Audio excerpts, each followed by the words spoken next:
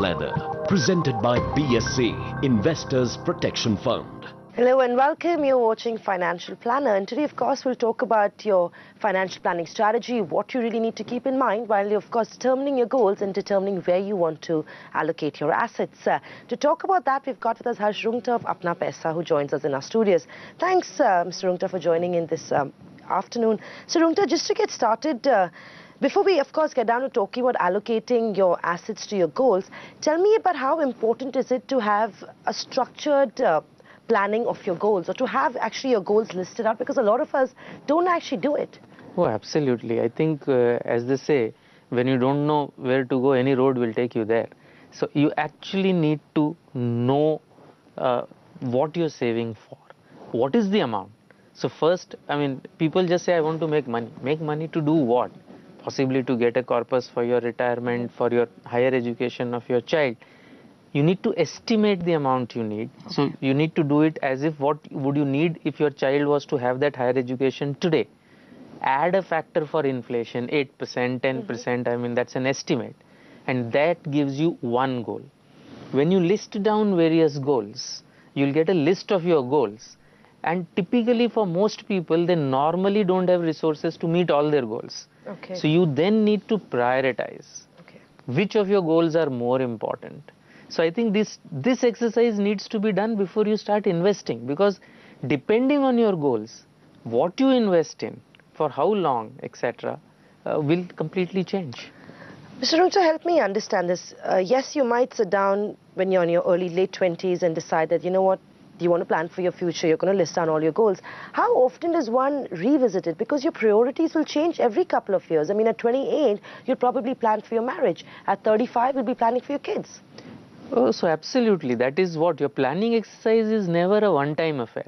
Any changes that occur, you get married, you have children, you get a raise, you lose your job, there is a health emergency, anything that happens to you in your social life, or your real life, or your financial life has an impact on your planning. So planning needs to be reviewed constantly.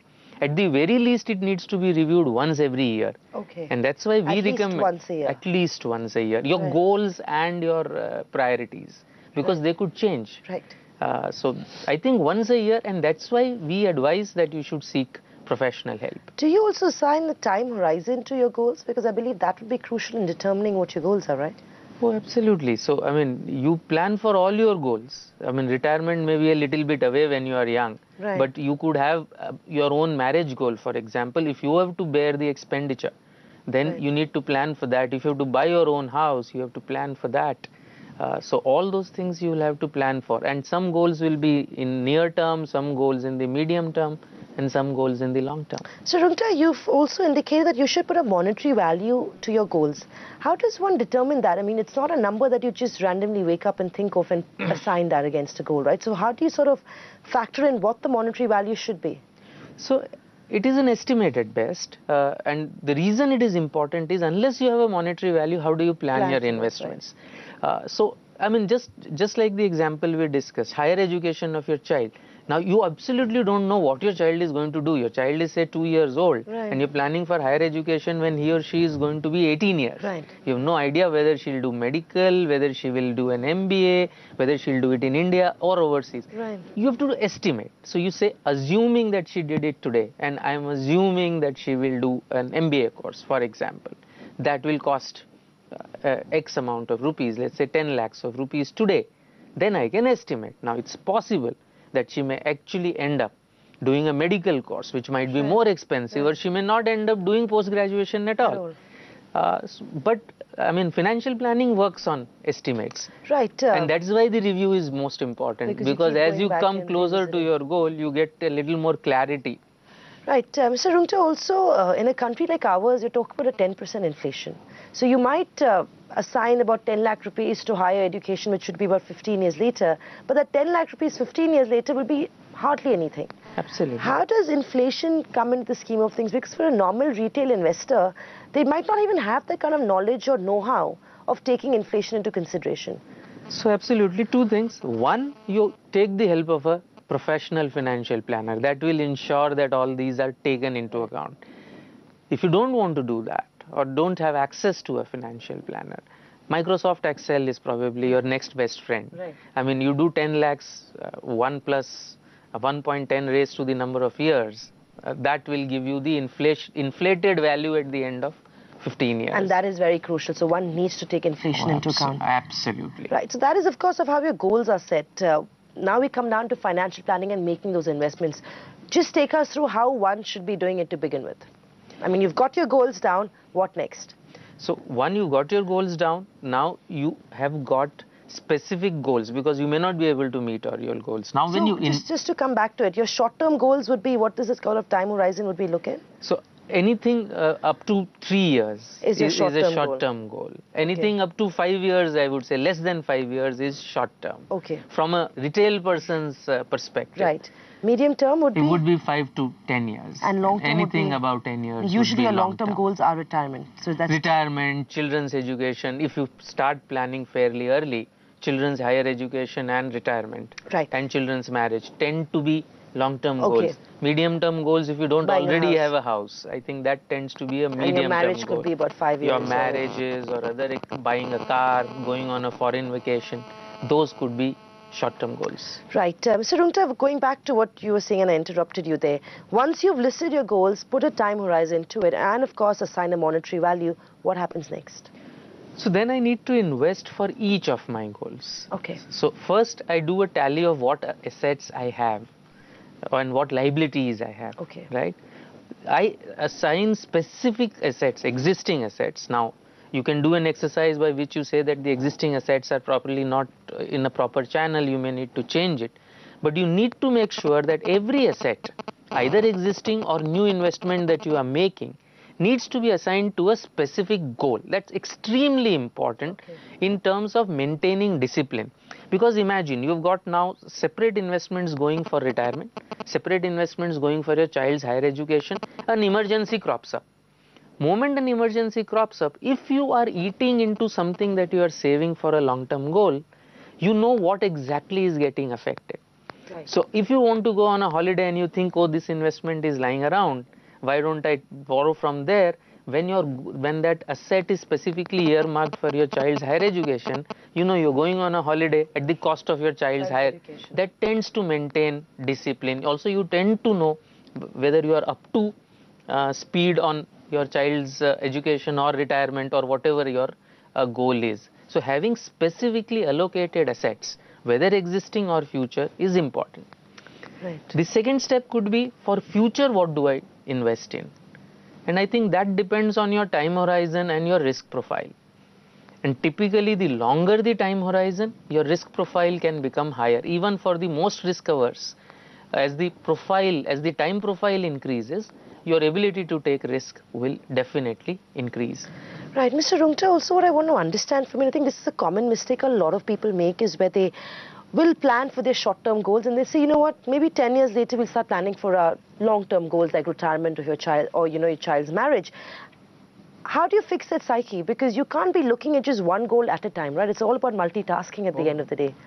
It's not even multitasking. I mean, all those goals are going to come up, right? And as they say on the side mirrors in a car, that the objects are closer than you think. I think similarly, your 10 years are much closer than you actually think. They're not really a lifetime away. If you don't plan simultaneously, if you leave it till too long, the amount that you now need to allocate after 5 years will be humongous, and which may not be within your resources. It's always easier to start early. It's always, you start early, that itself is 90% of the battle won. Very quickly, just to allocate assets towards your goals. So if you've got a short-term goal, what is the sort of assets would you allocate here? Medium-term goal, what is the sort of investments would you make? And for a long-term goal, what is the sort of investments one should be looking at making? So, I mean, to give a very standard prescription somehow is not correct, because it's individually for individual customers. But if you were to ask for a rule of the thumb, any goal that's more than 1 year away, 2 to 3 years, I would say 85, 90% debt, 10-15% equity. Any goal that's 3 to 5 years, we would recommend a balanced fund. That's roughly 70%, 75% equity, 25% debt. Anything more than 10 years, I think your equity component can really rise, and debt You can have debt, you can have gold as well. Especially when you're saving, say, for a marriage or for retirement. Maybe a 5% allocation to gold or a 10% allocation to gold is not a bad idea. Mr. Roongta, also, I mean, would it be fair to say that your investment plan should be only determined by your goal and not by the environment, the global environment or the domestic economy, or how the equity markets are performing or how the bond markets are performing? So that shouldn't come into your thinking process. So there's a lot of noise happening every day, and unless you are able to filter out that noise, I mean, a retail investor, there is no way a retail investor can keep on top of what is happening in terms of his investment. So the best way for him is to do a systematic investment month after month, irrespective of what is happening in the market. That works well for goals that are 5 years or more away. Anyway, for less than that, the debt component is much higher, and there the risk is also much, much lower. So, Roongta, another point that you've highlighted here is that one should look at high absolute returns rather than calculating annualized returns. Can you elaborate a little bit more on what you mean by that to begin with? I think it's reverse. I mean, you should always, we have this mistake that most people make, which is called the law of large numbers. Okay. So you have, we had a client who came in who said, you know, my father is a great investor. 30 years back, he put in 3 lakhs in a plot of land that was sold last year. In 30 years, it grew 70 times, 2.1 crores it became. Is that a great investment? So we listened. He obviously felt it was a great investment. But when you calculate the return was about 15.21%. Now, not a bad return by any stretch of imagination. A pretty good return. But I would not. I would hesitate to classify it. Right? No, 15.21 beats inflation. All you're getting is 5% on top. 5% is a pretty big is number. It? Okay. I mean, trying to beat it by more than 5% is always going to be pretty tough. Right. But the key issue is that it was not, I would not say it's a great return to the extent that he felt it was such a great return. It was a good return, even I would say better than slightly good return, but not a great return. So I think he was mesmerized by the numbers, 3 lakh becoming 2.1 crores. And I think this is a mistake. I mean, if you look at the entire investment cum insurance industry, that is sold like that. Invest 10,000 rupees every month and you will get 2 crores. Very few people sit down to calculate. When they calculate when they do the math, they find out the return is 4%, 5%. So I think not calculating the return, just looking at absolute numbers, nobody can form a mental picture of the compounded annual return, especially over a long period of time. Not even me. So you have to sit on an Excel sheet to work out that or seek professional help. So Roongta, also, you know, what in your opinion is the average annualized returns that one should be expecting for the long term? So average CAGR is what I'm talking about. So I think one should have very reasonable expectations of what kind of returns you will get. And different asset classes will obviously have different assets, and tax is a big implication. So I mean, any assumptions you make is dependent on the tax situation continuing as it is. Today, any gains from equity over long term are free. Now, that is today. Tomorrow that may or may not remain true. PPF is today free. Tomorrow that may not remain true. So I mean, you assume a stable regime. And you assume certain interest rate also you assume, although there will be a little bit up and down on interest rates, you assume a reasonably stable regime. So I think based on that, over the long run, if you can get if you have a large component of debt, okay, or if you have say 30% debt over 10 years, if you have 30% of debt and 70% of equity, 12.5–13% return would be a pretty good return. If you have 90% equity and 10% debt or even maybe gold, I think expecting a return of about 14% or 14.5% is fair. Right, that's of course advice coming in on financial planning and how you need to allocate your assets to your goals. So evidently planning your goals and of course revisiting that frequently enough is the key to creating wealth in the long term and of course meeting all those aspirations that you have.